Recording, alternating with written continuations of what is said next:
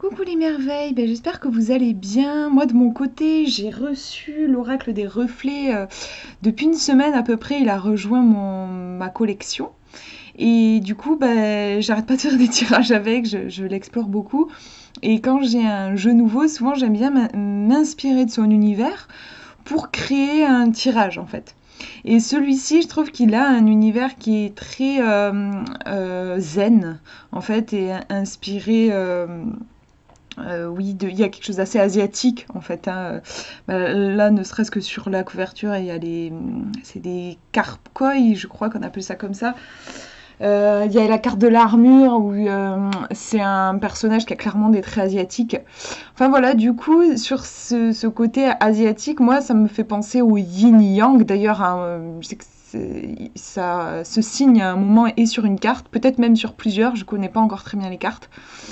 Donc ce fameux équilibre, cette importance de trouver l'équilibre, c'est quand on trouve l'équilibre qu'on trouve la paix, en fait, l'harmonie avec la vie. Dans la nature, tout est équilibré. Et du coup, j'ai créé un tirage sur ça pour voir qu'est-ce qui est déséquilibré, justement, pour qu'on puisse prendre conscience du déséquilibre permet de rééquilibrer. S'il y a un problème, en fait, c'est parce qu'il y a un déséquilibre. Si vous rencontrez un souci dans votre vie, c'est parce qu'il y a un déséquilibre. Donc c'est un tirage à 2 cartes. La première carte montre ce qui en manque et la deuxième ce qui est en excès. Donc en gros ça vous permet de rééquilibrer les plateaux. Il y en a un qui est en manque, il faut lui donner un peu de poids pour qu'il baisse, et puis il y en a un qui est en excès, il faut en enlever un petit peu pour qu'il remonte, et du coup que les plateaux ils se retrouvent en équilibre. Et c'est là que en fait ça symbolise la résolution du problème. Quand les plateaux sont équilibrés, les choses trouvent leur solution par elles-mêmes. Et je trouve que c'est pas une réflexion qu'on a tendance à avoir en Occident. On a un truc plus, je sais pas, plus cartésien, je crois. On cherche la solution comme si c'était une clé, un truc à déverrouiller, alors qu'en fait, c'est surtout des énergies dont il faut prendre conscience et qu'il faut, je crois, manipuler, enfin, il faut les faire bouger pour que les choses, pour que les choses évoluent dans le bon sens. Donc bref, j'ai assez parlé comme ça, je vais vous faire expérimenter tout de suite le tirage. Vous pouvez poser une question précise, un problème que vous avez, vous pouvez en parler aux cartes et choisir dans les 3 tirages et ça va répondre à ce niveau-là. Ou bien vous pouvez aussi demander une guidance. Qu'est-ce qui est en déséquilibre? Sur quoi j'ai besoin de travailler en ce moment? Donc, je vais vous montrer les cartes. Donc il y a 3 tirages. Ah, je me fais attaquer par un moustique, il est énorme en plus. Donc ouais, premier tirage ici, deuxième au milieu et troisième là. Donc je vous laisse choisir. Et on va voir. Alors, premier tirage, première carte, qu'est-ce qui est en manque? On a le bol de riz. Je vais essayer de vous faire une mise au point pour que vous puissiez bien le voir. Alors le bol de riz, c'est une carte qui est très positive. Je crois que c'est la plus positive du jeu. Enfin, moi, je la ressens comme ça. Elle nous parle de chance, d'abondance. Je vous parlais du yin-yang. Hein, on a aussi, ça parle justement de l'équilibre. Alors ici, le truc, c'est que cette énergie, elle est en manque. Comment on pourrait l'interpréter? Il y a probablement un manque d'optimisme. Vous avez du mal à saisir votre chance ou à la voir même. Vous avez peut-être l'impression que vous avez une poisse pas possible, que vous êtes dans le manque. Et en fait, c'est juste une façon de percevoir la vie.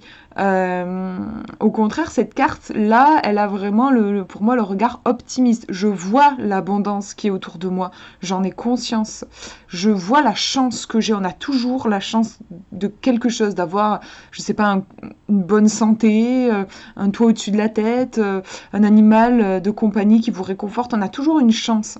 Et parfois, on est pris, je sais pas, par les soucis. Et, enfin, on peut rentrer dans un regard qui est pessimiste et on va voir que le manque, la douleur, la dépression, et alors qu'en fait, les beautés sont tout autour de nous.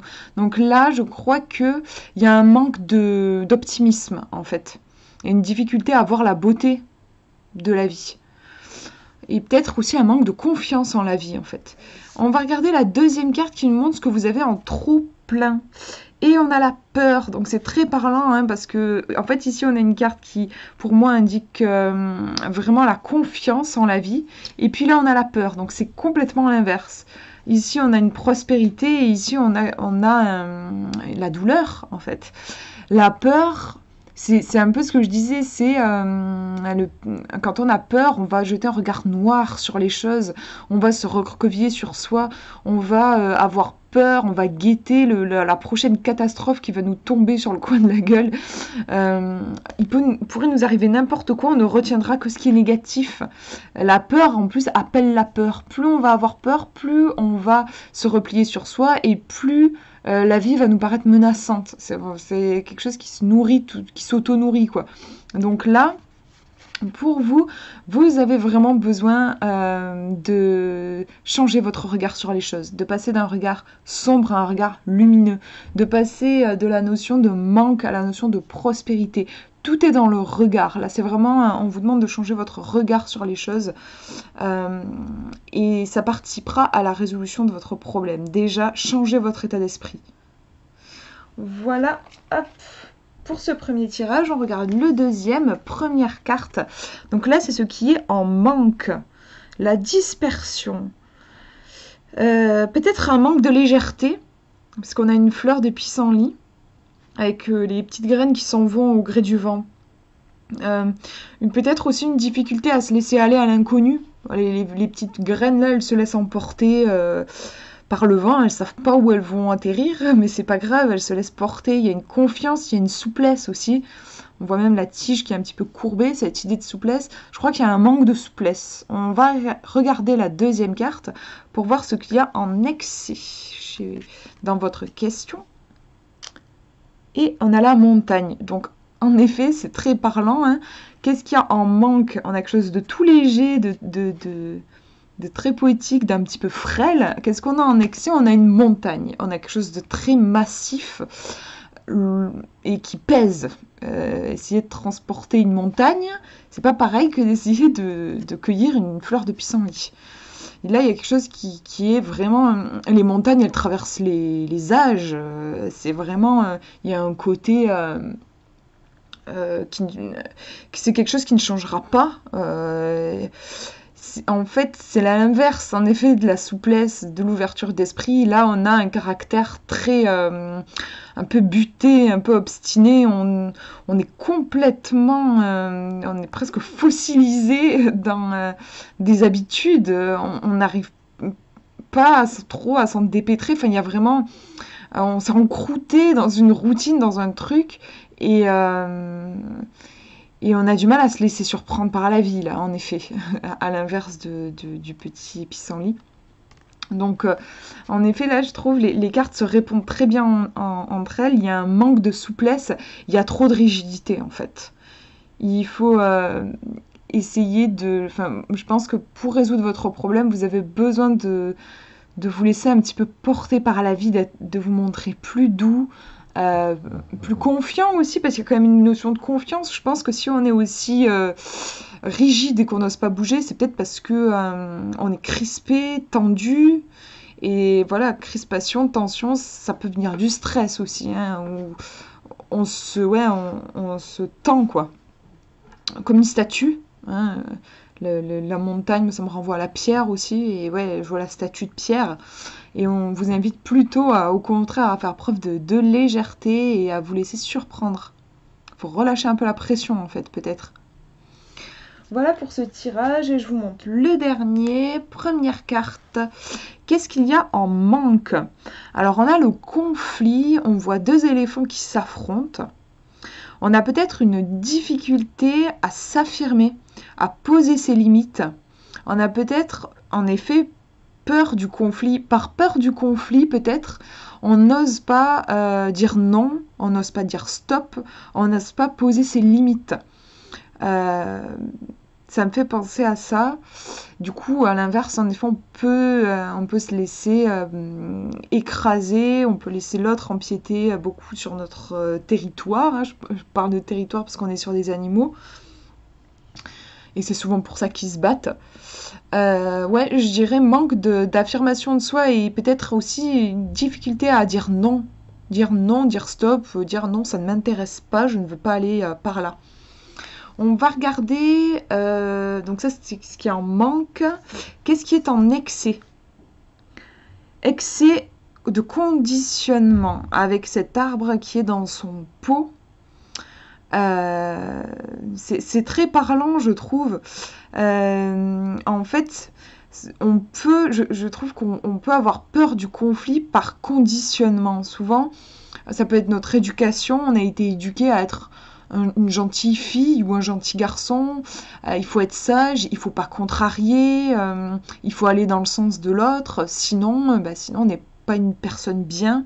Voilà, ça c'est quelque chose qui peut être beaucoup transmis par l'éducation, peut-être même par la société en général. Enfin voilà, le conflit en soi, c'est pas un mot qui est très bien connoté, quoi. Surtout dans le domaine du développement personnel, dans les travers du développement personnel, on peut avoir tendance à vouloir vivre uniquement dans l'amour et la paix, et on oublie complètement notre part humaine et notre ombre aussi. Alors, on a tous une ombre, et du coup on s'enferme dans une forme de conditionnement, c'est-à-dire non, je n'ai pas le droit de dire stop, je n'ai pas le droit de dire non, je n'ai pas le droit de poser mes limites de façon claire et nette, je me l'interdis.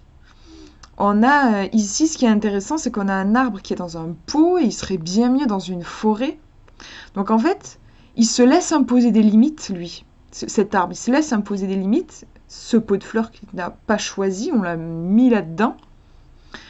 Et en même temps, lui, je trouve qu'il y a cette idée en fait. On accepte que l'autre nous impose des limites, quitte à ce qu'il nous écrase. Par contre, nous, on va pas oser poser nos limites.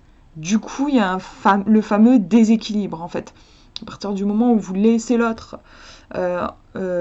empiéter sur votre territoire, en gros, ou poser ses couilles, mais que vous n'osez pas dire où vous en êtes réellement, il y a un déséquilibre qui se produit.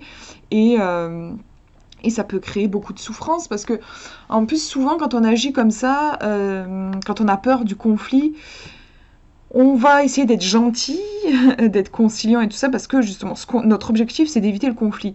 Du coup, en faisant ça, on a l'impression qu'on s'évite une grosse souffrance. C'est vrai qu'on s'évite la souffrance du conflit, mais en fait, on s'inflige une autre souffrance, qui est celle de ne pas oser vivre, limite, je trouve. En fait, on n'ose pas exister tel que l'on est, on n'ose même pas donner une voix à nos besoins et à nos valeurs. Et c'est une autre souffrance, on n'est pas bien, on est recroquevillé sur soi, on perd son pouvoir personnel en le donnant à l'autre. Donc en fait, c'est une autre forme de souffrance. Donc là, si vous avez eu ce tirage, il y a besoin de... Il faut revenir chacun, surtout si vous avez une question d'ordre relationnel, il faut répartir un peu les espèces de responsabilités, chacun chez soi, chacun sur son territoire, entre guillemets, et chacun qui fixe ses limites. Et savoir dire non, savoir dire stop, là j'ai l'impression qu'avec ce tirage c'est vraiment important. Faut retrouver sa liberté d'être aussi. J'ai un peu l'image du corset qui vient comprimer la poitrine. Comme le petit arbre là sur la carte du conditionnement. Non, il faut faire péter les barrières et les trucs qui nous entravent. Il y a besoin de retrouver une forme de liberté aussi. C'est que sur la première carte, on est sur des éléphants, donc des animaux qui peuvent représenter notre nature sauvage, indomptable. Oui, dans la nature, il y a des conflits, les animaux se battent, et je crois qu'il y a besoin de recontacter notre part sauvage, qui est imprévisible et qui est très puissante. Ça peut faire peur, mais là on vous demande vraiment de libérer ça, ce sera pour votre plus grand bien. Voilà pour ces tirages, et j'espère que ça vous aura parlé. Je vous fais de gros bisous, prenez bien soin de vous.